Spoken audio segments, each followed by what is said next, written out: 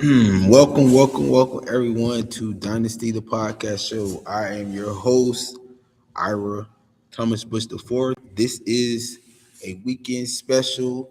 This is the Elite State of the Union, and today is actually a pretty special day. I just want to start off by saying this. The reason why what we're going to be focusing on today is the world resources and who's the leader in them and the effect it has on we the people and the people across just the globe period.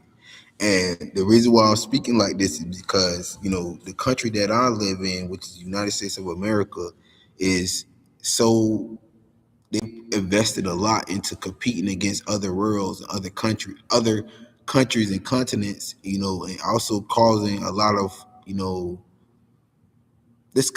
they cause a lot of tension when it comes to people getting along, and and it's very evident every day. You turn on the news, there's a petty incident, and then you turn on world news like CNN, MSNBC, and all these are the news outsources that we see that are documenting what's going on besides on our turf. And so today I feel like it was one of these days where I want to change gears. I kind of wanted to dwell in a little bit of the pettiness, but I'm going to kind of just up do some, because the way I do my show is I'm not I try not to be like robotic about the information that I give. I try to come off what's really something that I have that's eerie on my mind, or something that need to be spoken on. And I think I've been touching bases on these State of the Union episodes, and this is the one I could have probably talked about the environment, the way. Before I talk about resources, I want to say this: I haven't done enough research, but I know that it's a big effect when it comes to water supply, clean water, and energy, and all this all these grand things that over years, and the more people that are born, the more people that are exploring, and the more technology and people trying to gain an advantage, we have to be mindful that the world is still mostly water. We have to be mindful that the sun comes up and the sun goes down all parts of the world. And if you are neglecting the water and the soil that we live on, and you're not properly knowing how the world was formed and how it got to this point so far, and the things we had to change so things won't be out of place or out of order, then you're lost, and you're going to be lost. Because from where I'm standing at this age, I'm ready to take over in a capacity that I have authority in this or that, or this or the things that I just spoke on, because I want to put myself in a position to protect my family.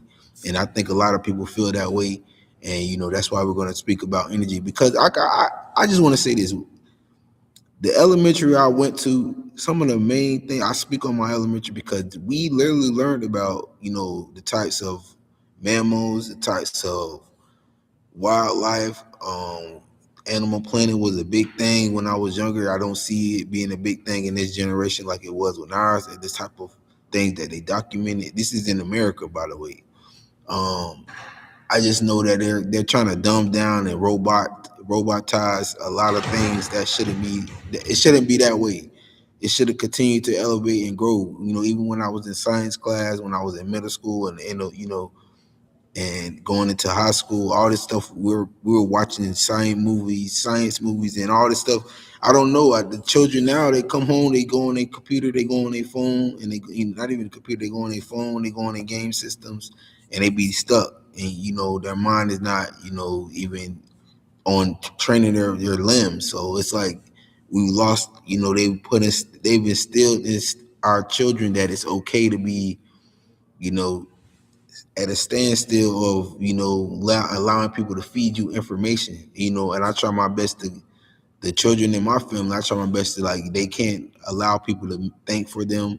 They gotta think for themselves. When the older they get, the more they the less we're going to be able to tell them. And this is the stuff, man, I don't get no free reign, because once they make they get out of hand when when they're trying to make a decision or they need help making a decision, usually there's a parent or adult there, especially in my family, that will correct them or guide them. And even in school, that's how it's supposed to be dealt. And and now I want to get off topic. I just want to know, like, we learning about these things is why I'm still intrigued and want to be in tune with what's going to happen to the world next. And that leads me to where I'm standing at in the United States of America. We have to make sure we're being aware of that. Causing chaos, you're only gonna get behind in time. You're only gonna get behind in the things that I was just speaking on. So let's go right into it. Um, I read this from World Union Arab Bankers. This is a magazine article. This is just some information that I want to read off because I just googled it. I'm not really. It's so many people who have outlets to information. It's like, do you care or do you not? Do you understand why I'm giving this example of what we need to focus on, or are you trying to make it seem like I need to go into detail on this and that? So it's kind of one of those situations. So I'm gonna read it. If it sounds good, I'll continue to read as much as I need or much as I don't need. So this is like this was written. It's called "Who Owns the World Resources" by Dr. Soa Mad. Introduction. The latest world development, mainly wars and alliances, motivates us to raise the question on who owns the world resources. Food security, oil and gas supply and distribution, healthcare provision, rising prices coupled with shortage of life essential products and services are becoming major concern for world populations. This article presents a real statistics of world ownership of world resources with particular focus on top countries producing oil, gas, wheat, and sugar. Following these statistics, the article overviews latest development in global wars and COVID-19. They haven't spoken on COVID-19 a lot of the United States of America. We've been too busy doing what God knows what, and let's continue. And sheds light and impact on wars and global economy that particular focuses on Russia invasion to Ukraine and Russia-Ukraine war. Well, it's they prioritize the Russia-Ukraine war. Impact analysis on the IMF and OECD and UNCTAD. The real experts are overviewed. The article concludes with recommendation for Arab Bank to play a key role in governing and ensuring fair, equitable distribution of world resources and restoring world resources imbalances by working at local and global levels to develop global supply chain. Boost architectural production and technologies, counteract the cyber wars. That's been an issue for America for sure. There's been so many cyber wars that we have lost, and it's people complaining every day. I go up there every day now, so they've been complaining about science and cyber wars and being not up to date. But it's all about who they have and put in place in charge, and we're just gonna continue to read. Development and innovation explores alternative sources of energy and prevent global health crises. Owners of world. This is a new basically a topic. Owners of world resources. This section presents real statistics on world ownership and world resource with particular focus on top countries producing oil and gas. Oil. Oil generates revenue for countries with enough oil reserves to produce more oil than they consume. For economies that are heavily dependent on imports and oil expenditures must be factored into national budgets. Events such as unrest in oil producing regions, new oil field discoveries, and advance of extraction technology profoundly affected to the oil industry. Most of the time, the top oil producing countries in the world make a lot of profit for their production. Global production of oil and other petroleum liquids averaged 95.5 million barrels per day in 2021. According to the United States Energy Information Administration, the top three producing countries are the United States, Saudi Arabia, and Russia. The top five producers include Canada. Top five producers include Canada and China. Key facts. Despite continuing growth in renewable energy, oil production continues to play a key role in global economy. According to the most recent data, the top five oil producing nations are United States, Saudi Arabia, Russia, Canada. These are stuff that I just wrote. So we're going to continue. I could give you specific numbers of yearly oil production from the United States is like close to like it's one, two. It's not a lot. It's in the billions. So it's a lot. Let's continue. Russia.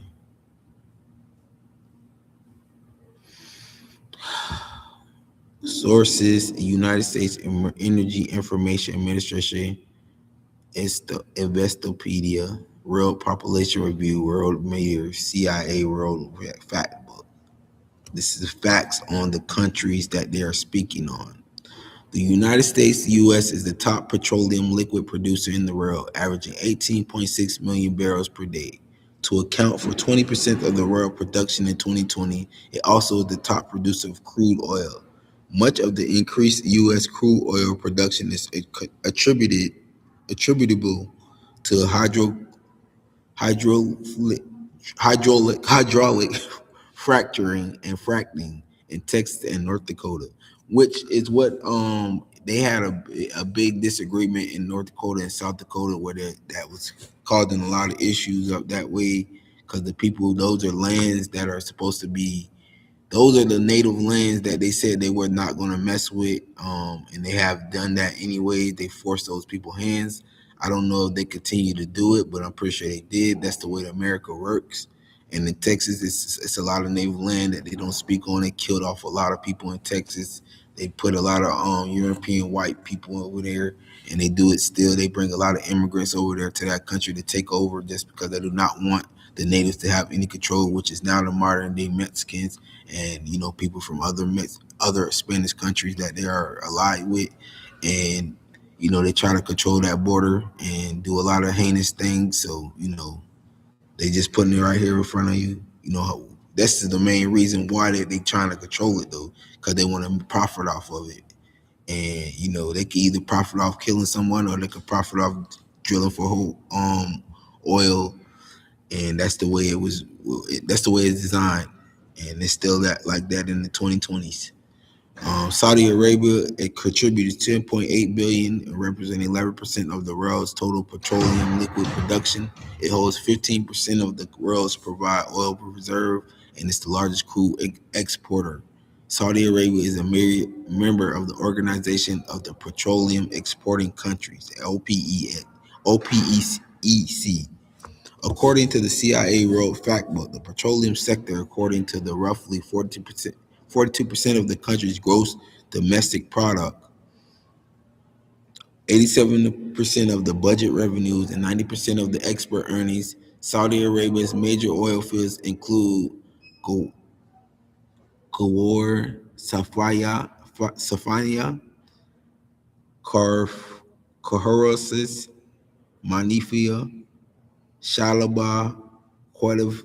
I cannot pronounce some of these words, but I don't want to butcher none of your country's name, so I'm going to pass on giving you those other four.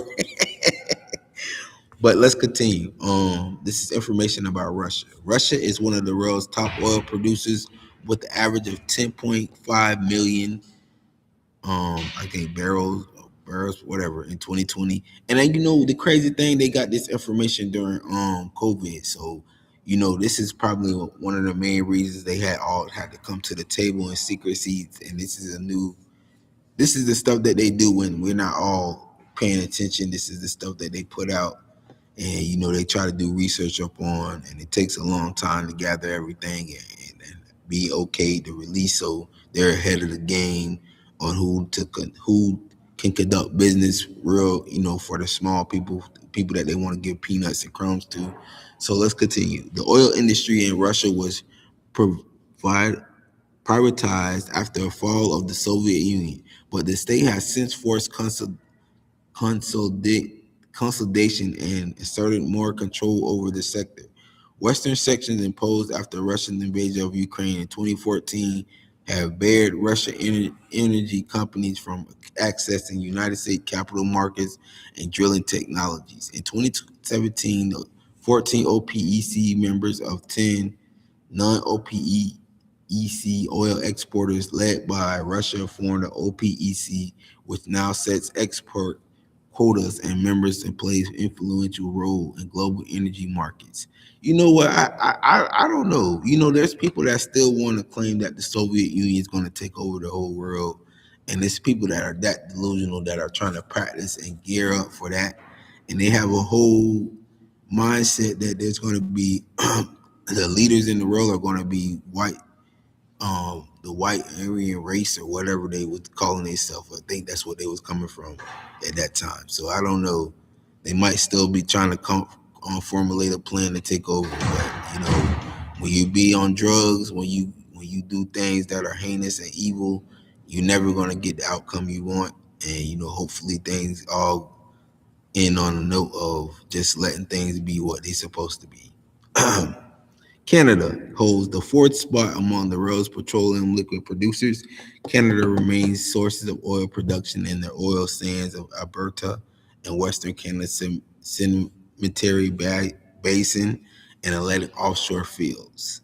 China accounts for 5% of the oil's world production, and we're gonna leave it at that. Let's talk about gas. They're talking about the gas and who's the leader in that? Wheat. Let's see.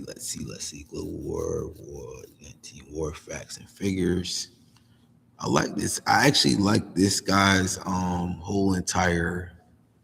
Just this is a whole section. So I read the one about oil. I couldn't read you the one about gas, but I'm gonna go right into these. You know, world war and cyber wars. You know, social media and misinformation. We're going to read these and then I'm going to find something different or I'm going to give my conclusion of the day.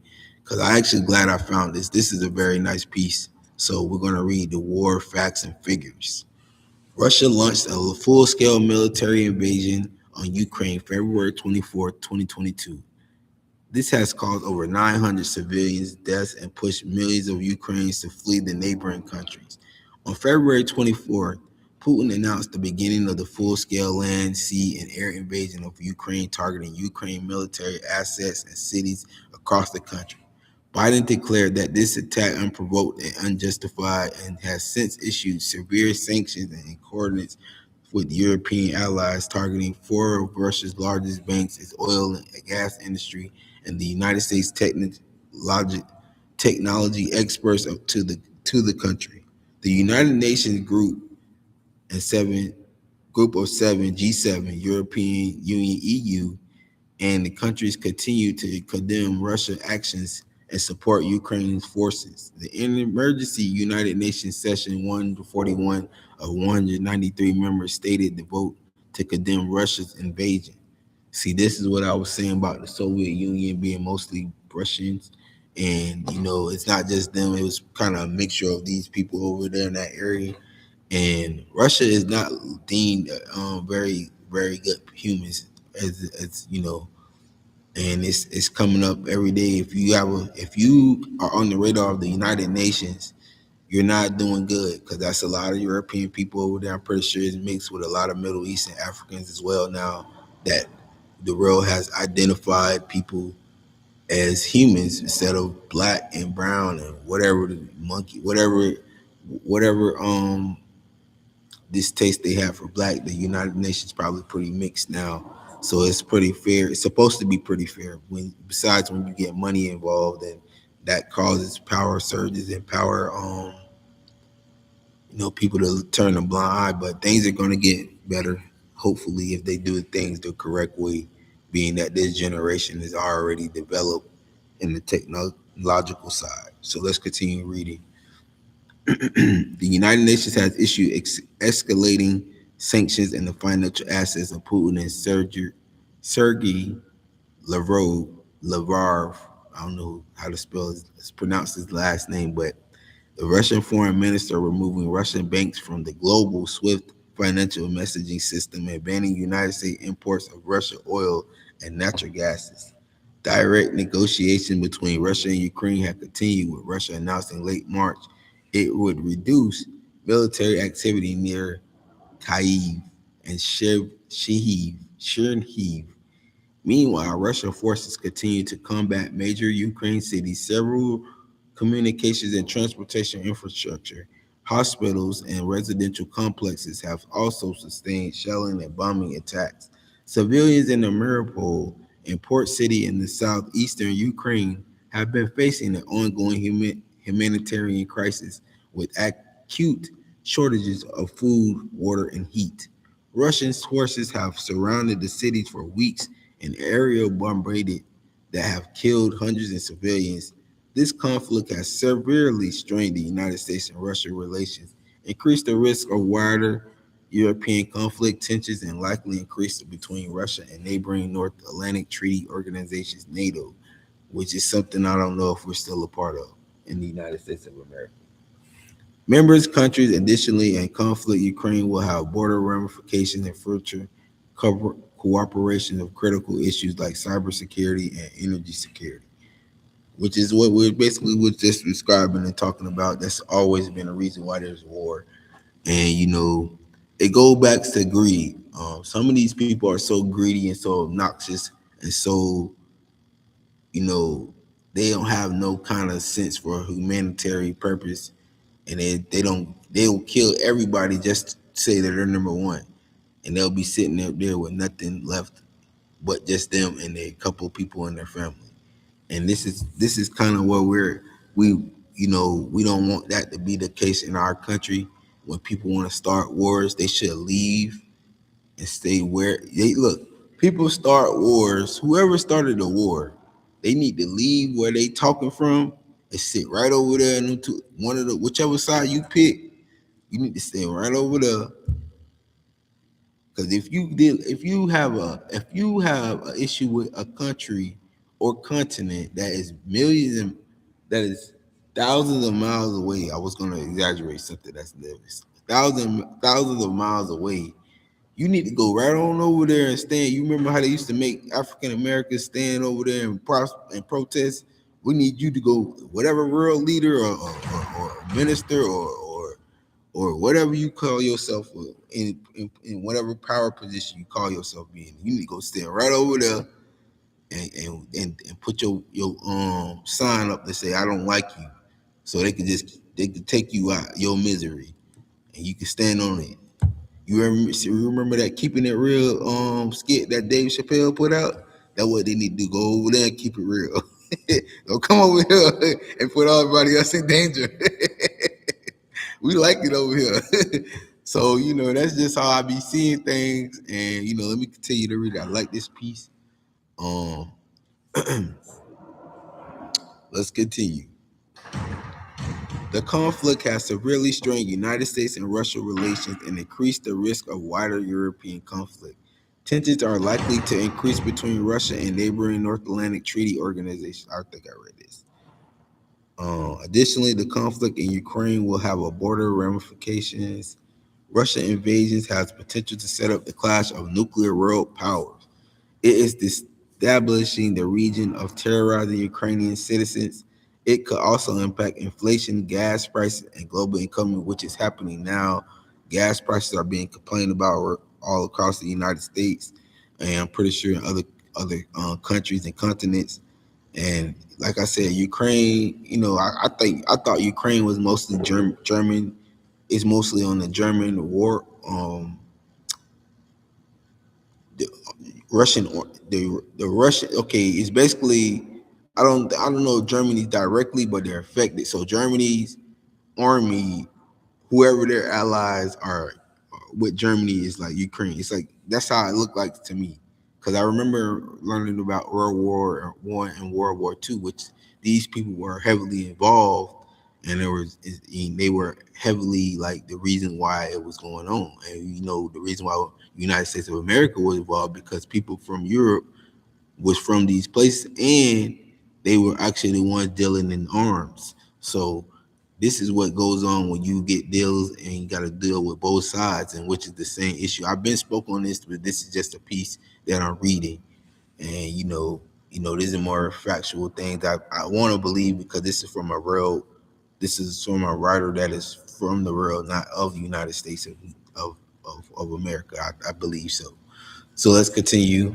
It is exacerbating the humanitarian catastrophe of ground in the Ukraine. It is shelling cuts of off-power stations and other supply lines, affecting trapping people within war zones and sub-zero temperatures without electricity or water, and with dwindling food and fuel medicine supplies. The Mariupol, the city of 400,000 that has been under Russian siege for days, people were reportedly melting snow for drinking water. Humanitarian groups said that the fighting is making it difficult to deliver air aid and to reach those civilians left behind, often elderly and disabled people and other vulnerable populations that didn't have the ability to flee.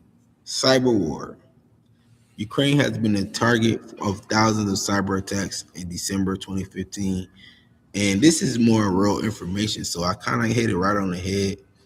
I'm gonna I think I'm gonna leave it at that, because like I said, it's so much. It's not worth it. Facebook is rising disinformation. Yeah, we know they stole all my information, so it's normal. It's something normal that happens and goes on. But let's just I'm gonna give my opinion. I'm gonna close it out for today. Like I said, this is basically what I want people to just have that mindset to be, just to know that nobody's kind of safe and everybody's at a position that could be attacked, whether it's cyber and like I talk about all the time, this spiritual warfare that's going on, the infiltration in the United States Army that's going on, by its own people that they put in place, because they're timid and weak when it comes to actually forming a plan to actually being a dominant force, actually having the ability to work with others. The reason why we're so weak is because we don't have real allies. We're paying people to not attack America, and we're trying all kind of ways. And the reason why I'm a little, the reason why it's an issue is because these people have been going back and forth for hundreds of years, and they're leaving out the majority of the people. Even if they represent you, they're leaving out majority of the people because they're selfish, and they want somebody to pat them on the back for things that they wanted to. They have put themselves in the front of in the public to represent the whole entire country, the whole entire continent. So it should not be. You should not want to gain.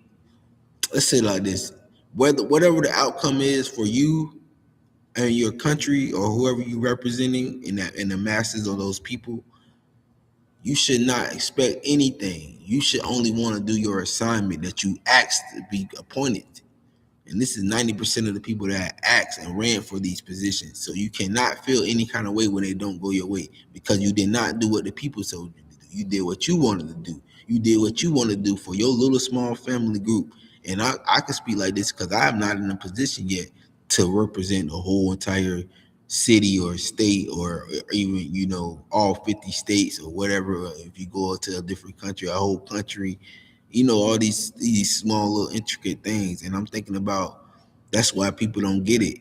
We all want to follow somebody that just that ignorant and naive about not being selfish, not thinking things through, not having a mindset that you keep making the rules and double crossing your own self. You'll make a rule that helps this one, and then make a rule to help this one. They talk about the same thing. So you put us and you put people in a bind, and you're not having these people come to the table and come up with an agreement. You gave all these people a position of power, and so in this faction and that faction and this faction, and they all feel entitled. And I'm not really dissing nobody. I'm just using it because this is the piece that I just wrote was a real piece. It was not a United States of America piece. We just happened so to get mentioned because we want to be in the race of being known for having the most oil. So but we've done so many things, you know. But that's it for today. I'm not going to go too much. I'm just I'm keeping it. Like I gotta keep it in a text where you want to do more research. I gotta keep it in the text where you don't feel like I'm threatening anybody, or you know, I just look at it like I want it to be success. I don't want us to look back and be like, oh, he was being petty, or a real leader was being petty. I want it to be like, yeah, he kind of informed us that the world is that big, and this is the stuff that they focusing on at the tippy top of the world, and we got to be mindful of these things. We can't be selfish. You got to be inspired to do better and be great, and actually want to work. We don't need the people at the top to work together. The same countries I mentioned, you could go into these countries and start personal your own personal business agreements with people, and it can affect way more. And like I said, these are the people that have been throwing stuff over your head back and forth because they want to crumb the rest of the world, or we the people. So yeah, that's it for today. I am your host, Ira Thomas Bush IV. This is a special show, Elite State of the Union. We'll be back with you tomorrow. I want to do a show tomorrow. I'm undecided, but if we don't do one tomorrow, we will be back Monday, and it will be just as great as the rest of my shows, and informative for the rest of the people that's listening and staying on point and staying in tune. So I appreciate you. Y'all have a great Saturday. Enjoy it.